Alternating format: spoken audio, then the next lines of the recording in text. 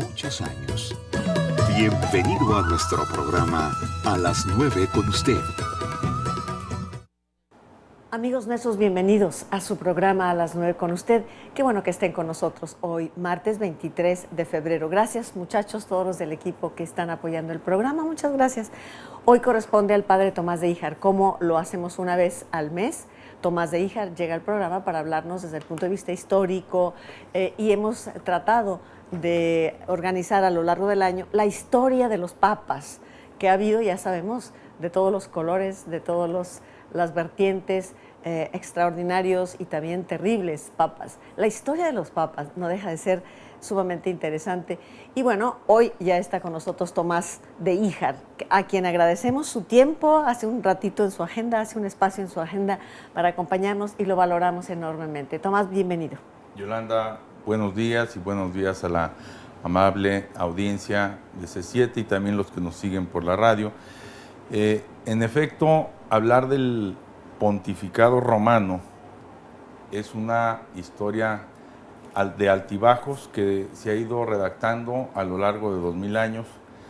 Tuvimos la oportunidad de iniciar estos programas, desde luego, en el marco de la visita del actual obispo de Roma, el Papa Francisco, a nuestro país, pero refiriéndola desde luego a la institución que ahora él encabeza, pero que casi otros 250 antecesores lo han precedido.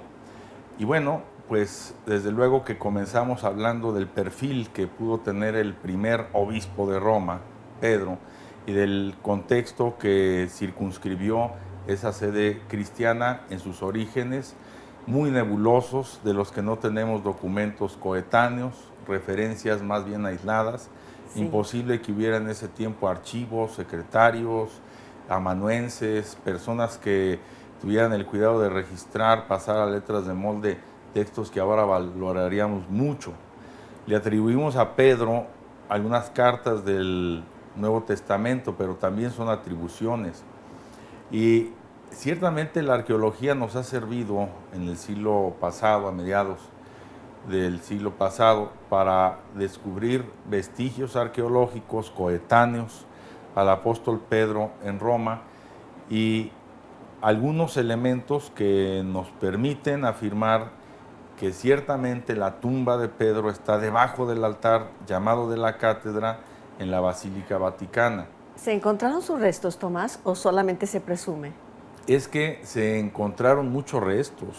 Claro. Es que en el Vaticano, la colina vaticana que desapareció cuando se terraplenó y se allanó el espacio que hoy ocupa la Plaza de San Pedro y la primera Basílica Constantiniana, era un cementerio para extranjeros y tenía una sección dedicada a los judíos y a los que habían muerto de forma afrentosa, y allí quedó sepultado Pedro.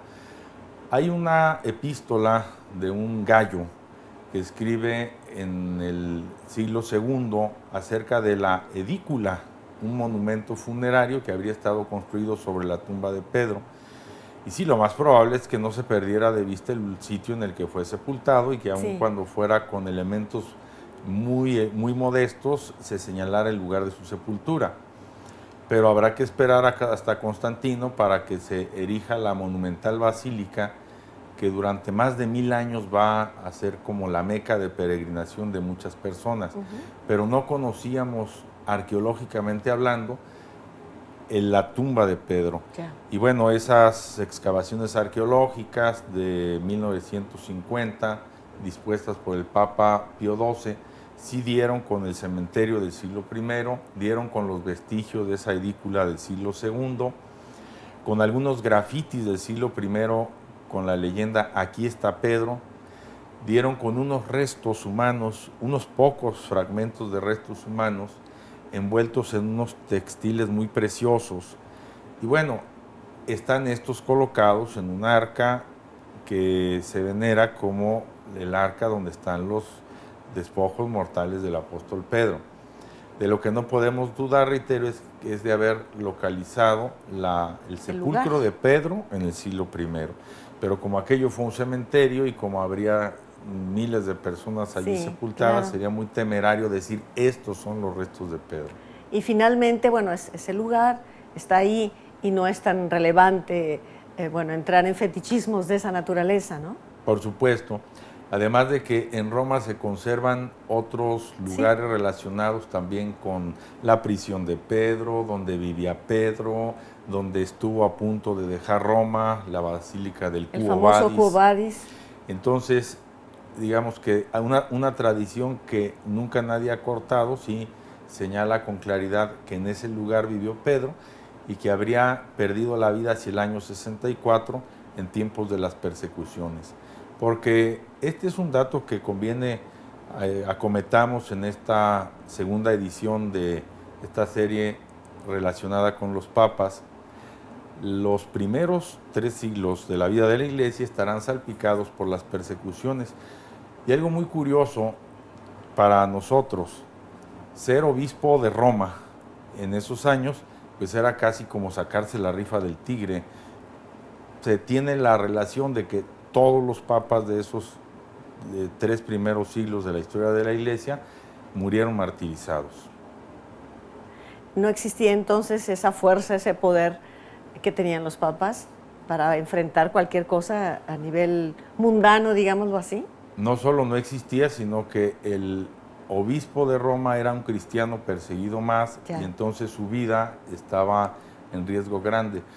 El perfil del papado ya como centro de jurisdicción y de administración apenas iba a comenzar en el siglo IV y de una manera lenta y gradual, aunque tenemos datos muy sólidos de que siempre hubo conciencia de que el obispo de Roma, entre los demás obispos, era el sucesor de Pedro. Tenía una jerarquía especial. Una jurisdicción que aun cuando tuviera que ser muy reservada por este conflicto persecutorio de esos primeros siglos, sí era reconocida y ascendente. Por ejemplo, el tercer papa, Clemente, va a redactar una epístola dirigida a los corintios en el año 90, corrigiéndolos con dureza en torno a una falta de disciplina grande, y lo hace dirigiéndose al obispo y él como obispo de Roma.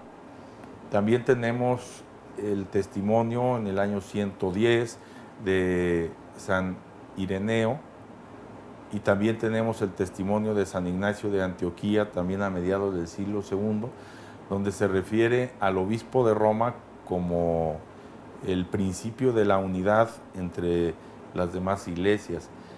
Digamos que no hubo época en la que no se reconociera la jurisdicción, la relevancia de los papas, aunque hay periodos de los que no tenemos ninguna referencia coetánea, y también la grave limitación de que el primero que se dio a la tarea de recopilar estas tradiciones, que fue el padre de la historia eclesiástica, Eusebio de Cesarea, no es una fuente muy fiable. Lo escribe con los criterios de su tiempo, que son los de Heródoto, más bien una manera de hacer historiografía muy ligada a la literatura, a la narrativa, vidas edificantes, y como no nos da sus fuentes, bueno, pues, y es la única autoridad que tenemos en muchas cosas, pues testis unus, testis nullus, no le podemos dar todo el crédito a Eusebio, y entonces es nebuloso lo que podemos decir sobre esos primeros papas, pero sí incluirlos en ese listado de persecutorio que caracterizó esos primeros siglos del cristianismo. Los primeros años. Vamos a ir al primer corte en este momento en el programa. Si usted desea participar con nosotros, nuestro teléfono está ahí, estamos listos para recibir su llamada. 3030-5386. 3030-5350. Ojalá que decida llamar y conversar con nosotros en esta charla que estamos realizando. Siempre es interesante mirar hacia esos primeros años, ¿no?, en la historia del papado. Yo siempre me pregunto en qué momento empiezan a cambiar las cosas, porque los primeros años pues era el querigma lo más importante, ¿no es cierto? Era la noticia, la euforia, el amor, la comunidad que compartía, que se protegía. Y en qué momento empiezan poco a poco a variar las situaciones de acuerdo a los contextos. Es muy importante verlo a la luz del contexto histórico, ¿verdad? Vamos a ir a un corte. Regresamos con Tomás de Híjar en su programa A las 9 con usted, luego de este espacio. Adelante el corte, Diego, por favor. A las 9 con usted. Regresamos. Hablando de la historia de los papas con Tomás de Híjar hoy en nuestro programa, y hablando de cómo los primeros papas, la historia de los primeros que están al frente del movimiento judeocristiano, específicamente judeocristiano, hay que decirlo así, bueno, se topan con disidencias. Estamos hablando de ese enfrentamiento entre Oriente y Occidente, ¿no? Dos iglesias de Oriente y de Occidente, y básicamente del grupo de los gnósticos, que empiezan a pugnar con diferentes formas de interpretación. Me decía Tomás en este corte, no había documentos, no había nada más que la oralidad, el compartir los mensajes a través de la oralidad. Entonces, ¿qué identificaba a esos primeros papas? ¿Cuál era su fuerza? ¿Y por qué se opone el grupo del gnosticismo a las ideas de los judeocristianos, Tomás? Bueno, podemos pensar en el profundo y violento choque que se suscitó en el mundo antiguo al calor de la participación de los cristianos en el ámbito no judío. Esto al primero que le costó bastante fue a Pablo, porque inicialmente todos los cristianos eran judíos, circuncidaban a sus niños además de bautizarlos, guardaban el sábado y todas las leyes mosaicas.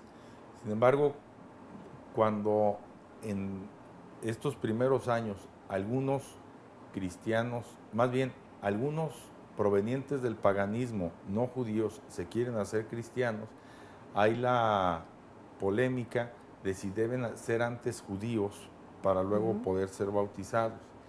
Y entonces habrá dos bandos, llamémoslos así, el de los conservadores, ¿no?, que encabezaría Santiago el Menor, el pariente de Jesús, que es el obispo de Jerusalén, y el de los que se están abriendo a esta experiencia nueva, encabezados por Pablo.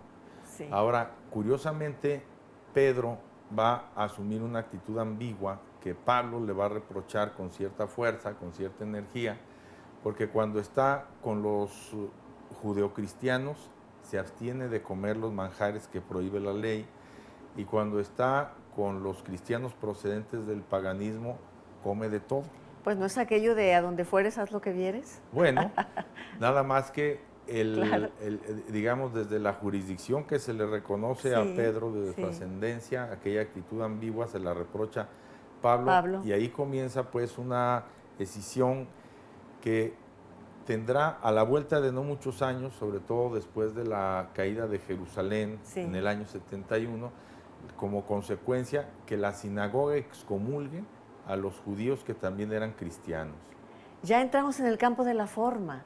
Sí. ¿Qué importa finalmente a la luz de la actualidad, ¿no? ¿Qué importa finalmente si comes o no, si una forma o no?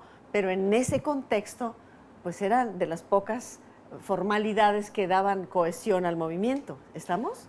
Sí, porque los judíos, después del colapso que trajo consigo Tito, el hijo del emperador Vespasiano, buscaban una explicación por qué Dios permitió que fracasara este proyecto emancipatorio, por qué permitió que el templo fuera arrasado. Destruido.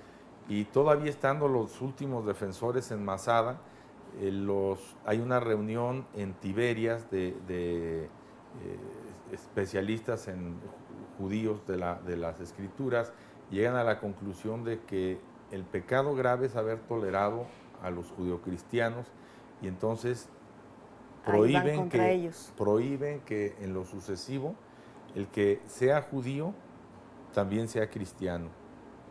Y bueno, esta fractura hará que a la vuelta de no muchos años ya solo queden cristianos procedentes del paganismo. Sí. Y entonces Qué van ironía, a estar, ¿no? qué ironía.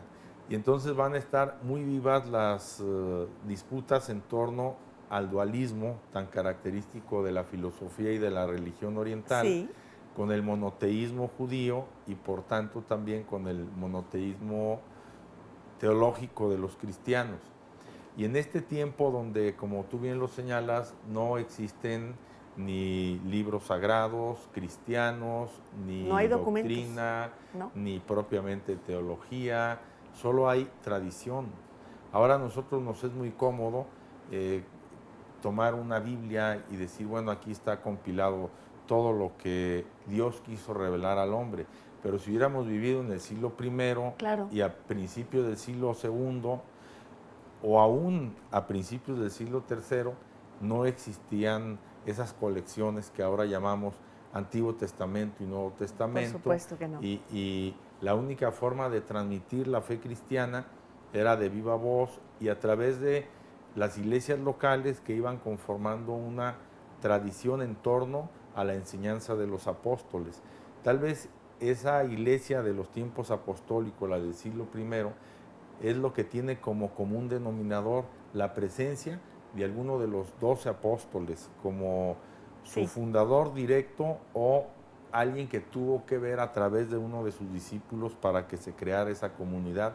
Y esa conciencia apostólica es la que va a estar presente en las sedes patriarcales antiguas que van a ser Jerusalén en primer lugar, Antioquía de Siria en segundo lugar, Alejandría en Egipto en tercer lugar, Roma en cuarto lugar y Constantinopla en quinto lugar.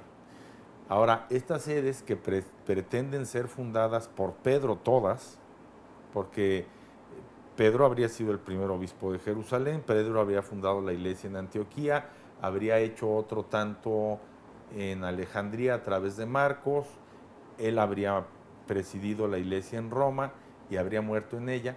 También la va a pretender Constantinopla desde dos pretensiones, arguyendo que la fundó Andrés, el hermano de Pedro, que fue el primero de los llamados, y también arguyendo que Pedro fue obispo de Roma en tanto capital del imperio.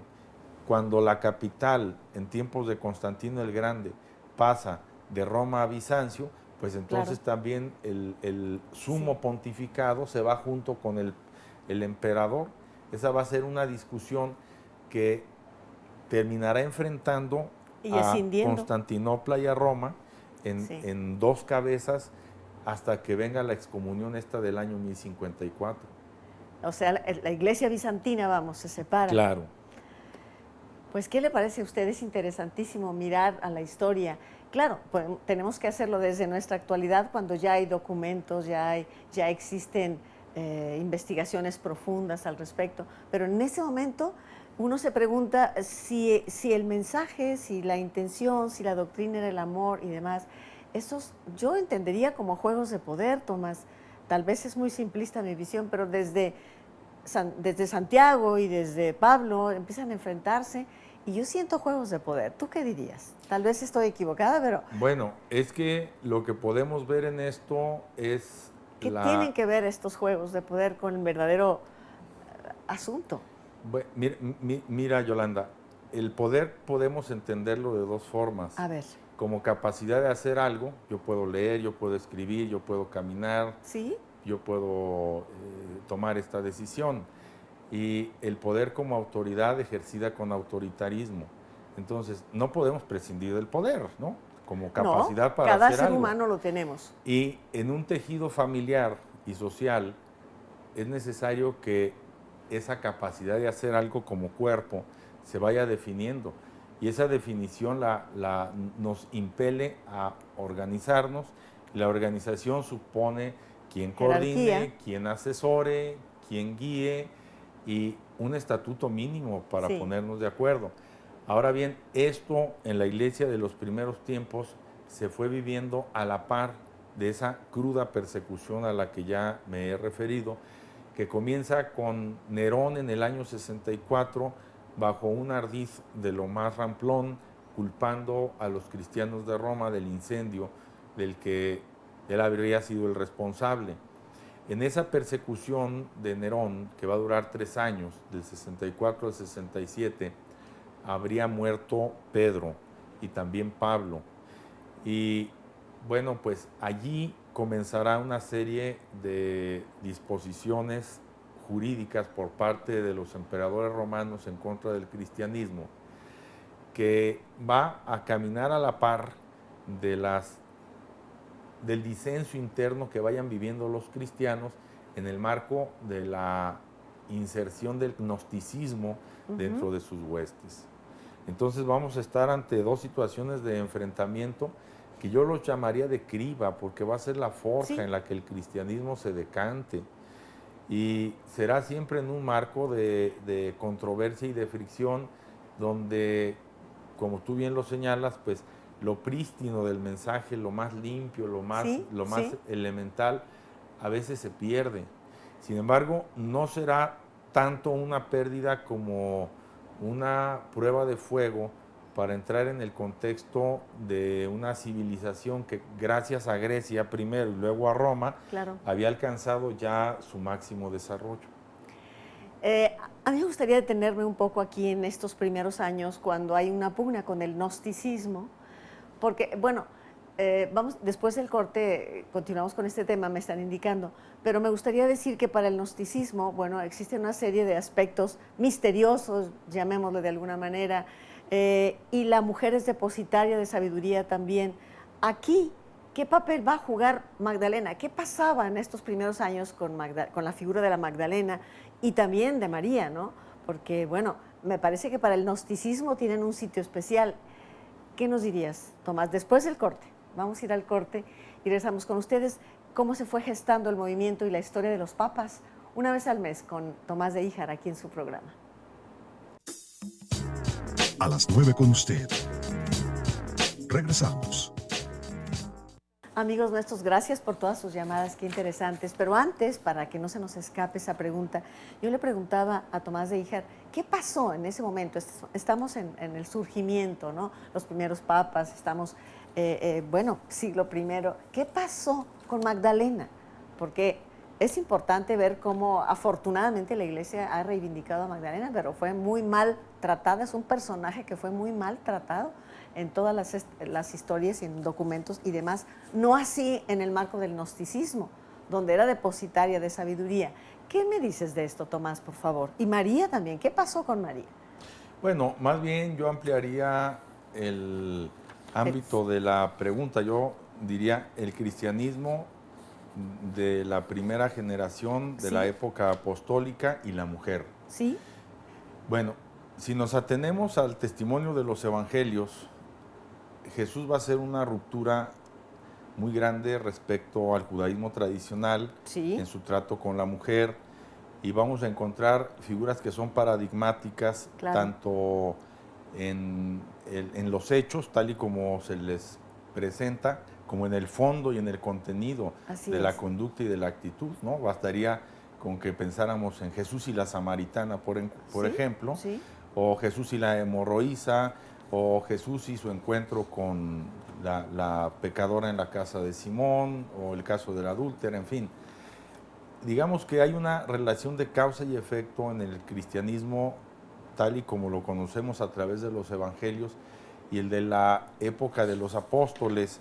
Los apóstoles eran hombres de su tiempo, y entonces entender el mensaje y el fondo y el contenido del mensaje cristiano pues no les fue evidente en primer plano, y entonces sí tenemos elementos para inferir que la primera mujer en ver a Jesús resucitado y en entrar en diálogo con él, que fue María Magdalena, así es, bueno, pues no les mereció el crédito, ¿no? Cuando va y da testimonio. Digamos que es la primera evangelista. Es la primera evangelizadora, así es, o la primera portadora de la buena nueva de la resurrección del Señor, y no se le da crédito a su palabra. Necesitan ir Pedro y Juan para dar fe de que en efecto el sepulcro está vacío.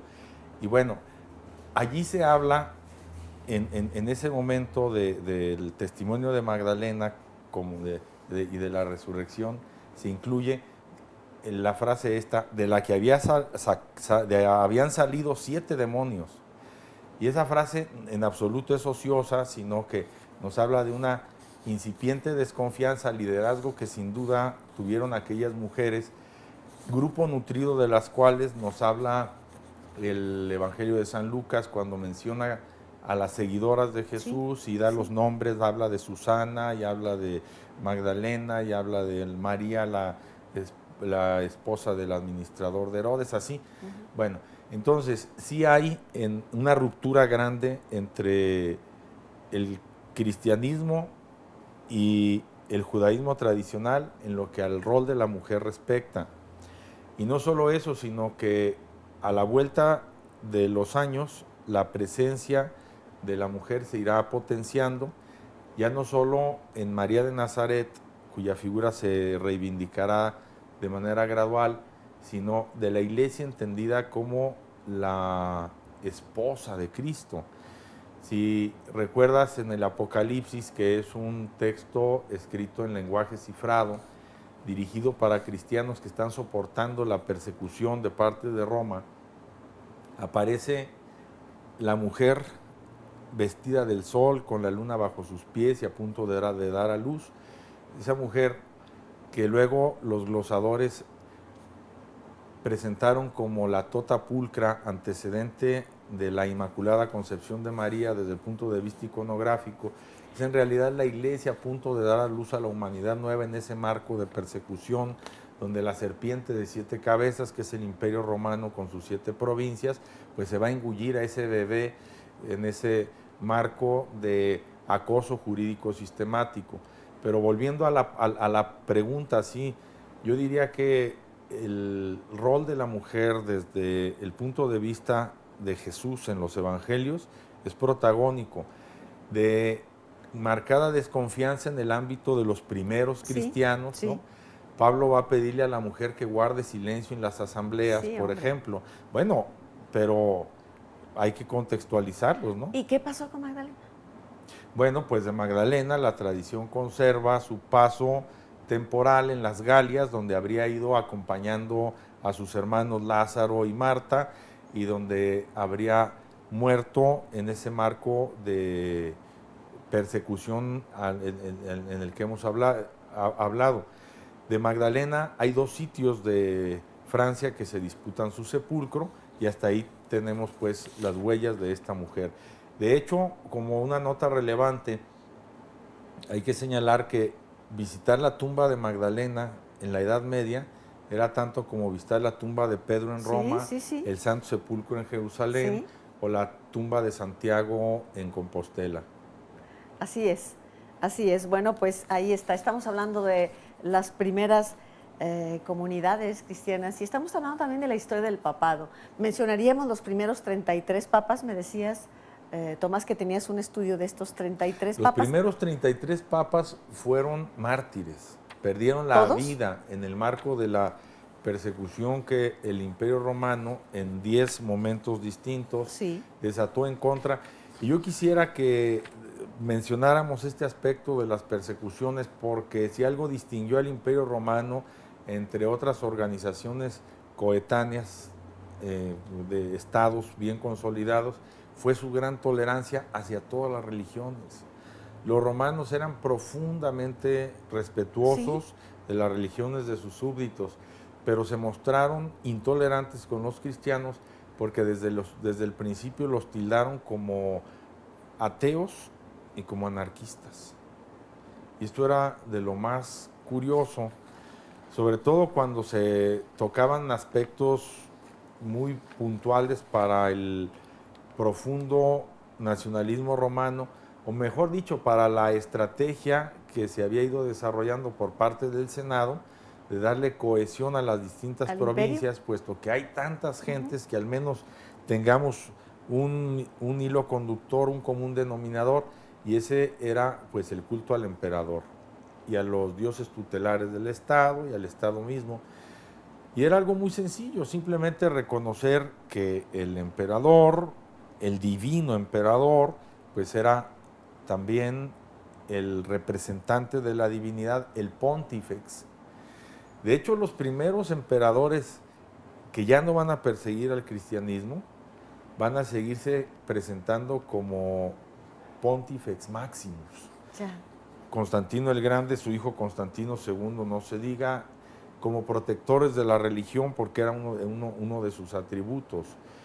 Y esto va a estar íntimamente aparejado al sentido teocrático que tenía la organización del Estado en estos años, Sí. donde el altar y el trono eran una sola cosa, de manera que la disidencia de los cristianos que se niegan a darle culto al emperador, que se niegan a reconocer las divinidades tutelares del Estado, y en algunos casos se niegan a pagar el tributo que se debía solventar para el pago de los cultos y de las parafernalias oficiales, Sí. pues iba a dar pie a esos conflictos que se irán resolviendo con diversos decretos imperiales que, reitero, comenzarán con la acusación falsa de que los cristianos provocaron el incendio de Roma en el año 64 y terminarán con la persecución de Diocleciano, donde se les considerará elementos agresivos para el tejido social imperial.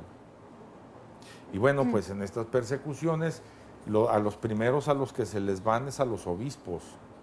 Y el obispo de Roma pues era una presa fácil, un blanco Detectable inmediatamente. detectable, como para que lo ajusticiaran. Y entonces es el caso que los primeros 33 papas de la historia perdieron la vida en el marco de estas persecuciones. Pues tenemos ahí una mirada a esos primeros 33 papas. ¿Cuál sería el número 33? ¿En qué momento, en qué época estaríamos hablando? Milcíades, cuando el emperador Constantino, en el edicto de Milán, decreta que el cristianismo ya no será perseguido en el imperio. Bien, tenemos algunas llamadas del público. Alejandra Hernández dice, yo quiero felicitarles por el contenido del tema de hoy. Los estoy viendo por internet. ¡Ay, qué bueno! Megacable no nos da la señal 25.2. En efecto, pero el 25.1, te informo, Alejandra, este programa tiene repetición, ya me dijeron ayer, nos comentaron ayer, que es a las 12:30 de la noche, o sea, 12:30 horas. Se repite este programa ahora sí en el 25.1, o sea, por Megacable. A ver, me está indicando Diego que es 25.2, Diego. Bueno, pero me dices que 12, ayer nos decían 12:30. Bueno, vamos a precisarlo. Pero sí hay repetición ya por Megacable en el 25.2, hay repetición. Me están informando aquí, pero todavía está confuso, según me dice Diego. Ayer tuvimos una junta y César nos indicaba que ya estaba a 12:30, pero bueno, hay un poco de confusión. El hecho es de que sí hay repetición, 25.2, y me dicen que por Megacable, bueno, vamos a ver. También pregunta por qué Benedicto dejó su periodo, su papado. María Franco de Tepatitlán, saludos, es muy interesante el tema de hoy. Me perdí el programa anterior, lo pueden revisar. Tal vez habría que encontrarlo en YouTube, tenemos el link si usted lo quiere ver a través de la red. José Espinosa Camberos, les felicito por el tema, es fascinante y de manera especial felicito al Padre Tomás por su claridad. Dice, sí, efectivamente Pío XII encontró la tumba de Pedro, con toda certeza, nos dice José Espinosa. Rosario Flores, saludos al Padre Tomás. Este tema me inquieta, dice, pues me gustaría saber en qué momento los padres dejaron de ser estigmatizados y perseguidos. Ya lo ha dicho Tomás de Híjar, ya lo sabemos, con Constantino, pero ahora lo repetirá. Conchita Melchor, felicito a Tomás de Híjar, gracias por este gran tema que están abordando. Jorge Valencia Rentería, me da gusto que aborden este tema de una manera tan objetiva y tan histórica para no entrar en religiosidades. Qué bueno que le parezca así. Tomás, ¿quieres comentar algunas de estas llamadas? Bueno, hay dos puntos ahí que sería interesante resaltar. El Papa Benedicto XVI renunció a su oficio porque consideró que su salud ya no le permitía estar al frente de la Iglesia, y lo hizo de una forma que no debe en absoluto intimidarnos, porque todos los obispos del mundo, al alcanzar la edad de 75 años, deben presentarle al Papa su renuncia. Bueno, el Papa no le puede presentar su renuncia a nadie, ¿no? Sí. Pero sí puede renunciar, nada Claro. le impide que renuncie, sobre todo cuando cuestiones de salud le impiden estar totalmente al frente de su delicada encomienda.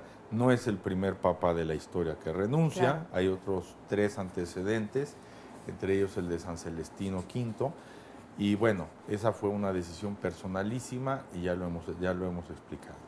Vamos a ir al corte en este momento y regresamos para seguir hablando de la historia de los papas, su presencia en el mundo, su fuerza en diferentes momentos. Vamos a regresar con ustedes luego del corte. A las 9 con usted. Regresamos.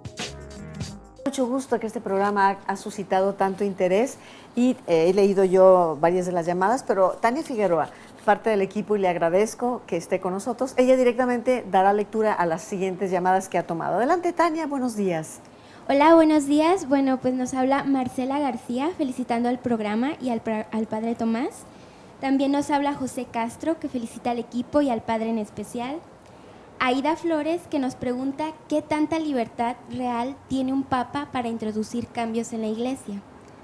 También nos habla Simón Álvarez y nos pregunta si era infalible un hombre tan rústico como el pescador Pedro.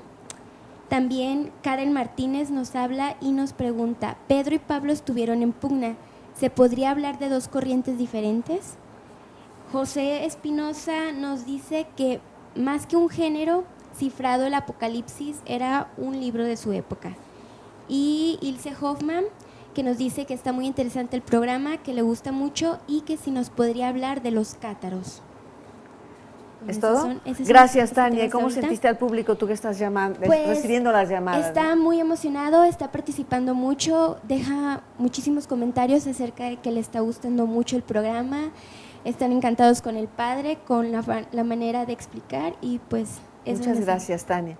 Tania Figueroa, parte del equipo de A las 9 con usted, del grupo de los jóvenes. Pues Tomás, he ahí varias preguntas, tú tomarás las que consideres importante abundar en ellas. Quizá comenzando por la última, el tema de los cátaros va a ser una de las cuestiones que abordemos más o menos en junio, porque se deriva de alguna forma de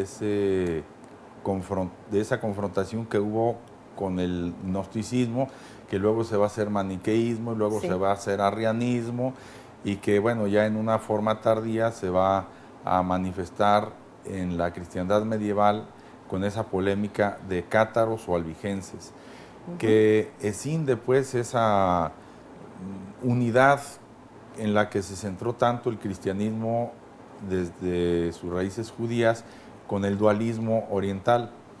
Bueno, entre los interesantes comentarios que nos acaban de hacer la audiencia, quisiera resaltar los que se refieren primero al Apocalipsis, que sí está escrito en un lenguaje cifrado, es decir, no se puede leer en un primer plano y hay que entender el significado que tienen la numerología en la cultura de los judíos, los colores. Está escrito para que solo lo entiendan quienes tienen esa clave de interpretación. Bien. De hecho, hoy en día, si nosotros le damos lectura así de buenas a primeras, pues nos parece algo muy cercano a Lovecraft o alguna cosa de ficción así muy encendida, ¿no? En lo que respecta a la libertad que tienen los papas para tomar decisiones, bueno, es que esto depende de cada persona, de cada pontífice.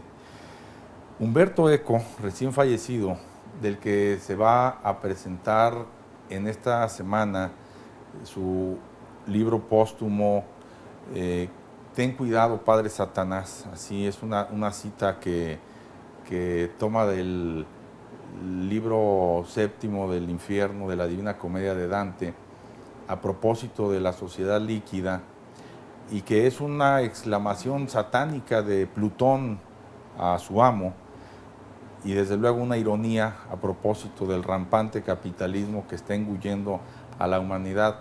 Presenta al Papa Francisco como el paradigma del defensor del último reducto de humanidad que no debemos perder de vista, la vida en sus manifestaciones más elementales, la del planeta, la de la naturaleza, y desde luego la vida humana. No conozco este nuevo libro de Umberto No, Eco. ¿Ya lo tenemos aquí? ¿Se puede conseguir? ¿No? Se va a presentar en Italia el día 27. Ya. Se iba a presentar en el mes de mayo y lo iba a presentar Umberto Eco. Fíjate. Es una colección de ensayos, son casi 500 páginas. Y no deja de ser interesantísimo porque Umberto Eco se autonombraba, se pronunciaba como ateo. Agnóstico. Agnóstico, tal vez. Pasó del ateísmo al Al agnosticismo. Pero desde el 2013 se manifestó Interesante. un gran simpatizante Sí. del Papa Francisco. Siempre, ya ves esos diálogos que tuvo con el cardenal Martini. Sí, estupendo. ¿En qué creen los que no creen? Sí. Él decía no creer, ahí se manifestaba y se pronunciaba como un ateo, pero simpatizando por la vida en general. No, y también por una forma de ser cristiano que él lo señala, no se encuentra en otra parte más que en el Evangelio. Digamos, la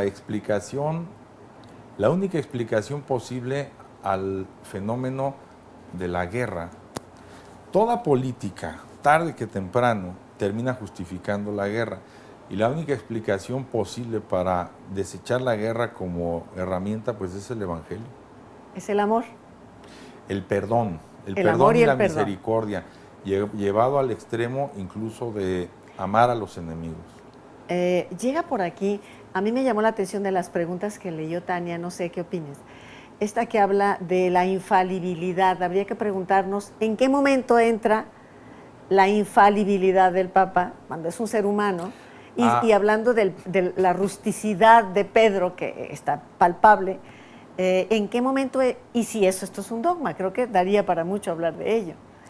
Bueno, la infalibilidad papal se definió así apenas en 1871. O sea que no en el existía Concilio tal Vaticano pretensión. I. Jamás. Claro. Pedro y los que vinieron luego hasta Pío IX. Claro. Y la infalibilidad pontificia solo se ha utilizado una vez en la historia, en 1950, para definir el dogma de la Asunción de María, pero ningún papa después de Pío XII, Ya. el primero en usarla y el último también hasta este momento, ha vuelto a apelar Claro. al argumento de la infalibilidad. Creo yo que es todo un tema. Claro, es todo un Y tema. se inscribe pues en el marco de las polémicas que afrontó la Iglesia en el siglo XIX con el Estado nacionalista que quería someter al proyecto de las iglesias nacionales, como en los países de raíz protestante, a las asociaciones religiosas. Tomás, nos quedan unos cuantos minutos y yo sé que tú tienes una invitación muy especial que hacerle al público, así que te cedo el micrófono para que invites a estas conferencias. Sí, a partir de esta semana, comenzamos ayer, y durante las 3 que siguen, todos los días, de lunes a viernes, excepto los jueves, a las 8 de la noche, se van a ofrecer conferencias relacionadas con la Catedral de Guadalajara. No únicamente sobre la catedral, que por tanto podría uno hablar sobre un mismo tema, pero sí temas relacionados con ella. Ayer el doctor Juan Toscano García de Quevedo nos habló de Guadalajara en el siglo XVIII. Hoy tendremos una conferencia relacionada con los conventos femeninos en Guadalajara en la época novohispana. Mañana Ixchel Ruiz nos hablará de el convento de Santo Domingo, la vida cotidiana del convento de Santo Domingo. Nunca antes nadie había hablado del convento de Santo Domingo de Guadalajara, porque No. de él no nos quedó piedra sobre piedra. Y entonces, la vida cotidiana de ese lugar ¿Cómo por era? una investigadora de la Universidad de Guadalajara. El viernes el doctor Camacho nos hablará de la Catedral Barroca. Repito, estas conferencias se dan en el marco del 73º curso de información sobre Guadalajara y su zona metropolitana, que está dedicado a la Catedral de Guadalajara en el aniversario 300 de su fundación. 300 La entrada años. es libre y el repertorio es muy rico. La próxima semana, por ejemplo, se hablará de la música de la catedral, que es todo un tema. Y Sí. la última semana sobre los orígenes catedralicios, las catedrales primitivas o provisionales y la consagración de la catedral, en fin. Vamos a tener luego otra tanda de conferencias hacia octubre relacionadas con el mismo tema, ya dentro del aniversario 300 de este emblemático edificio. Bueno, ya lo informaremos en su momento. Habría que precisar entonces en dónde se están llevando a cabo. ¿Es en la misma catedral?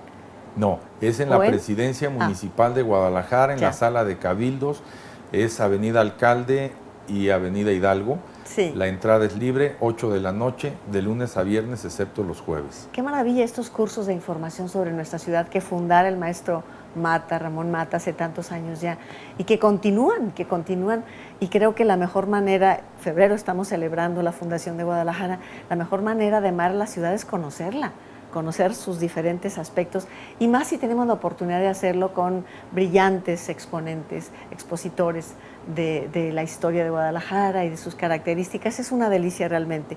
Dese el tiempo para que pueda asistir a estas conferencias en el Museo del Ayuntamiento de Guadalajara, Sala de Cabildos, sí, a las 8. A las 8. Sí, yo quiero señalar esto. Solo el municipio de Guadalajara, en toda la República, tiene la tradición de estas conferencias. Sí. Ninguna ciudad le dedica 2 meses al año para detenerse a reflexionar sobre sus usos, costumbres, historia, tradiciones, como lo hace Guadalajara. Sí. Y esto pues hay que encomiarlo y hay que presumirlo. Ciertamente así es. Y ahora nos toca a nosotros darnos la oportunidad de asistir. No hay el argumento de, es que no tenía, es que el boleto, es entrada gratuita para todos aquellos que deseemos estar participando en estas conferencias. E insisto, con brillantes expositores, cada uno de ellos en su especialidad. Me parece un privilegio tener esa oportunidad. Así que están todos ustedes cordialmente invitados. Estamos prácticamente en los últimos minutos del programa. También nos envían por aquí otra exposición, no quiero dejar de comentar, La luz entre líneas, obra gráfica y dibujos restaurados de José Clemente Orozco. Otra oportunidad extraordinaria, obra gráfica y dibujos restaurados de José Clemente Orozco. Es una colección de Limba y esto se inaugura mañana jueves, en el Instituto Cultural Cabañas. ¡Qué oportunidad!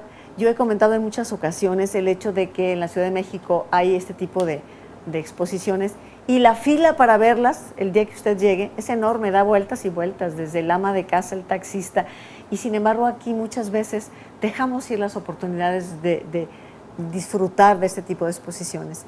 Más adelante tendremos otra exposición, esto ya es para marzo, el jueves 3 de Luis Balsoto, Sombras Vivas. Ya en su momento lo vamos a recordar. Por hoy llegamos al final del programa. Muchas gracias, Tomás de Híjar. Me parece enriquecedorcísima tu participación con nosotros. Gracias por ello. Me siento muy halagado. Gracias a ti, Gracias, Yolanda. Tomás. Y Tania Figueroa, que está con nosotros también, muchas gracias. Diego, Ángeles, Fernando, a todo el equipo, Barcha, nuestro agradecimiento por darle fuerza a este programa, todos los compañeros. Y llegamos al final agradeciendo en todo lo que vale su inteligente atención, su recepción de este programa, de nuestro trabajo, que a esto le da mucho sentido.